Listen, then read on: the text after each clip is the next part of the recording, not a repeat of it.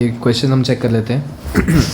A and B together can complete a work in 15 days. They started working together, but after 5 days A left the work. तो A और B के लिए 15 दिन का काम था.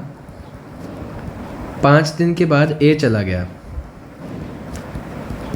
तो हुआ क्या, A और B के लिए अब 10 दिन का काम रह गया था, लेकिन अब A नहीं है तो ये काम अब B को अकेले करना पड़ा. If the remaining work is completed by B in 15 more days.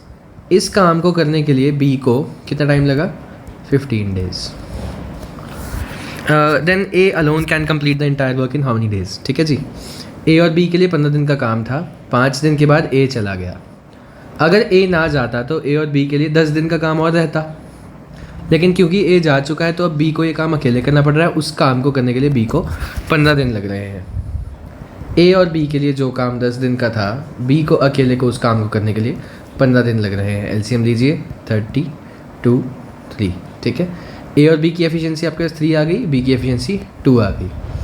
Question पूछा है A alone can complete the entire work in how many days. देखिए A प्लस B की एफिशिएंसी है 3, B की है 2, मतलब A की एफिशिएंसी होगी 1. अब A और B को पूरा काम करने के लिए 15 दिन लग रहे थे. ठीक है जी. 3 की एफिशिएंसी से मतलब टोटल वर्क था 15 इंटू 3 दैट इज़ 45. अब A को अकेले को ये काम करने के लिए कितना टाइम लगेगा? 45, और उसकी एफिशिएंसी 1 ही है तो 45 ही डेज़ लगेंगे A को ये पूरा काम करने के लिए. ठीक है. I hope this is clear.